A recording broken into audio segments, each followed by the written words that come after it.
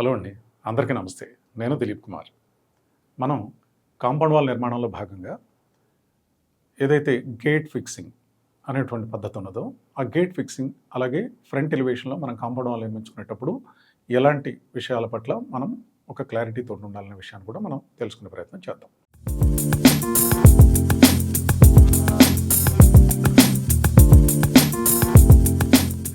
ప్రధానంగా మన ఇంటి కాంపౌండ్ వాల్‌లో మెయిన్ గేట్ అనేది ప్రొవిజన్ చేసుకునేటప్పుడు 2 విషయాలను జ్ఞాపకం పెట్టుకోవాలి. వాస్తుపరమైన అంశాలు 2 ఉంటాయి. ఒకటి మెయిన్ డోర్ ప్రధాన ద్వారం ఏదైతే ఉన్నదో, ఆ ప్రధాన ద్వారం ఎదురుగా మనం గనక కాంపౌండ్ వాల్ యొక్క గేట్ గనక ప్రొవిజన్ తీసుకున్నట్లయితే, ఆ గేట్ ఎటువంటి పరిస్థితుల్లో కూడా అలైన్‌మెంట్ ఆఫ్ ది మెయిన్ డోర్‌ను మధ్యంతరంగా కట్ చేస్తూ ఉండకూడదు.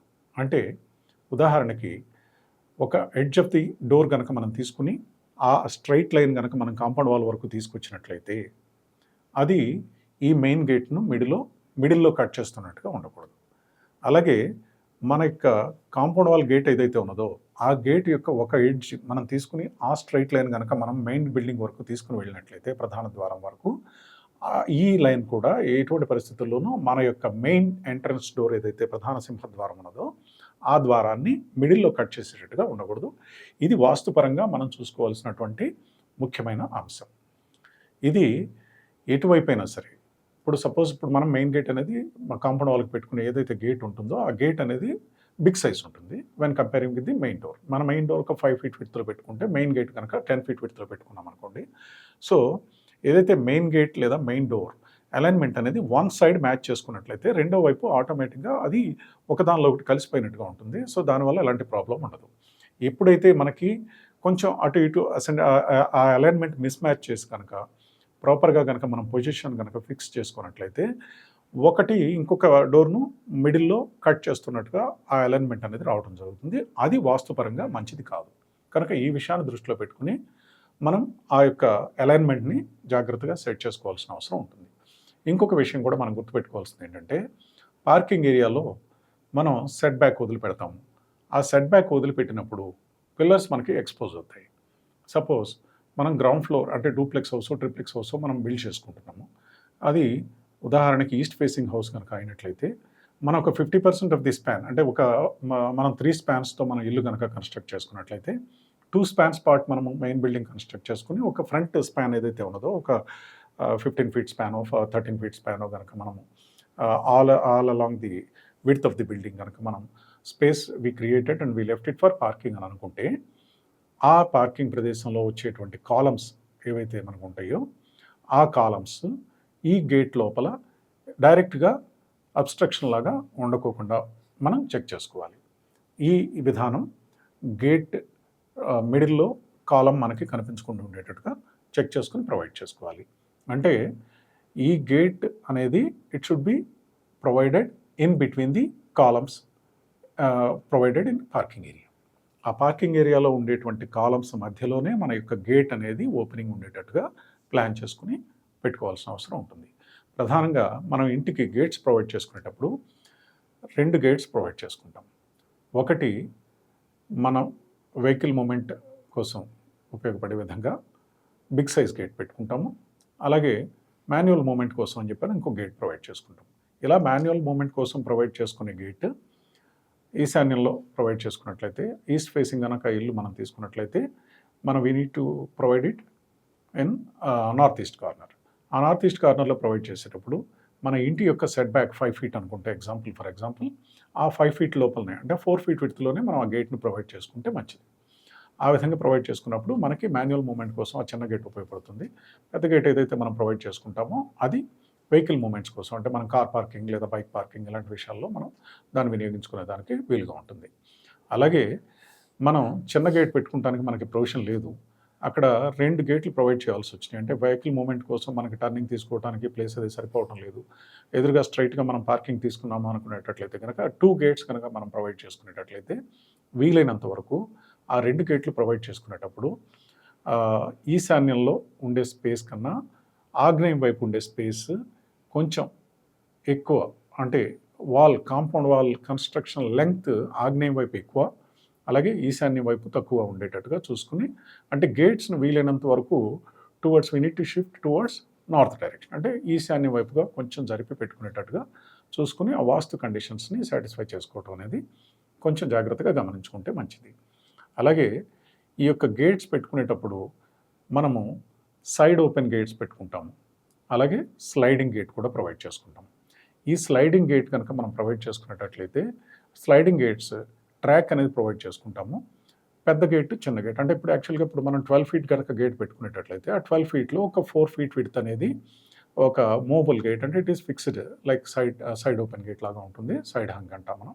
ఆ సైడ్ హంగ్ గేట్ లాగా పెట్టుకుని, అది మన లోపలికి బయటికి కూడా మనం ఆపరేట్ చేసుకునే విధంగా ప్లాన్ చేసుకోవాలి.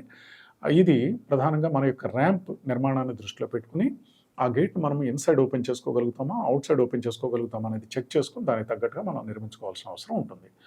ఎందుకంటే ఈ ర్యాంప్ ప్రొవిజన్ తీసుకునేటప్పుడు ఏదైతే సెట్ బ్యాక్ తక్కువ ఉన్న చోట్ల మన యొక్క పార్కింగ్ లెవెల్ అండ్ రోడ్ లెవెల్‌కు రిఫరెన్స్‌గా మనం తీసుకుని ఆ యొక్క వర్క్ నిర్వహించుకునేటప్పుడు ర్యాంప్స్ ప్రొవైడ్ చేసుకుంటాం. ర్యాంప్ ప్రొవైడ్ చేసినప్పుడు మనం గేట్‌ని ఇన్‌సైడ్ ఓపెన్ చేయడానికి వీలు కాదు కనుక, అలాంటి సందర్భాల్లో గేట్ సపోజ్ మనం మిడిల్ ఆఫ్ ది కాలమ్ ఏదైతే గేట్ పిల్లర్ ఉంటుందో, ఆ గేట్ పిల్లర్ మిడిల్‌లో కనుక మనం గేట్‌ను ఫిక్స్ చేసుకున్నట్లయితే, gate opening any time when you fix it in the middle of the place, it will open only for 180 degrees.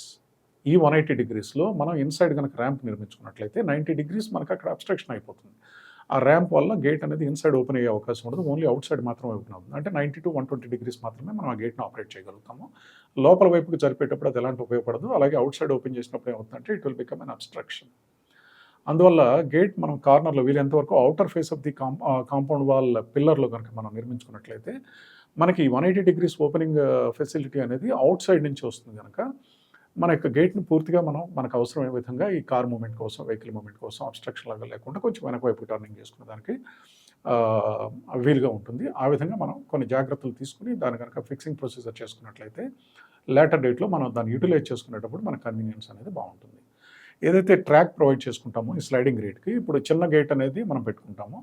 ఇది నేను చెప్పిన సూత్రం ఏదైతే ఉన్నదో, ఇది సపోజ్ ఇప్పుడు 10 ఫీట్ గేట్ కనుక మనం తీసుకుంటే, బోత్ సైడ్స్ మనం 5 ఫీట్ డబుల్ షట్టర్ గేట్ లాగా ప్రొవైడ్ చేసుకుని, రెండు వైపులా బ్రిక్ పిల్లర్స్ తోటి, అంటే కాంక్రీట్ పిల్లర్స్ తోటి కానీ, లేదా పిల్లర్స్ విత్ కాంక్రీట్ బెడ్ కానీ ప్రొవైడ్ చేసుకుని గేట్ కనుక ఫిక్స్ చేసుకున్నట్టయితే హోల్డ్ ఫాస్ట్ తోటి, ఈ ఈ ఈ పద్ధతిలో మనం అవుట్ సైడ్ కనుక ప్రొవైడ్ చేసుకున్నట్లయితే మన గేట్ అనేది పూర్తిగా 180 degrees ఓపెన్ అవడం వల్ల ఆ space, movement, car turning radius అన్నిటికీ కూడా ఇన్కన్వీనియన్స్ లేకుండా సరిపోతుంది.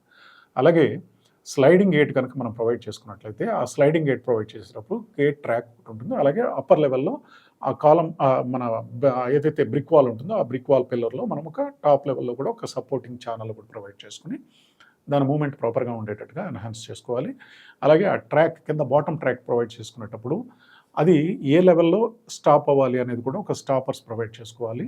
ఆ స్టాపర్స్ ప్రొవైడ్ చేసుకుని కనుక మనం ఆ పద్ధతి కనుక గేట్‌ని ఫిక్స్ చేసుకున్నట్లయితే, మనకి లేటర్ డేట్‌లో ఎలాంటి ఇబ్బంది లేకోకుండా వర్కింగ్ కన్వీనియన్స్ అనేది, దాని యూటిలిటీ కన్వీనియన్స్ అనేది మనం ఎన్ష్యూర్ చేసుకోగలుగుతాము. అలాగే ఈ గేట్స్ ఫిక్సింగ్ మెథడ్‌లో మనం ప్రీమియం హౌసింగ్‌లో కనుక వెళ్ళినట్లయితే, దానిలో మోటరైజ్డ్ గేట్స్ కూడా మనం పెడతాం. అంటే సెన్సార్ గేట్స్.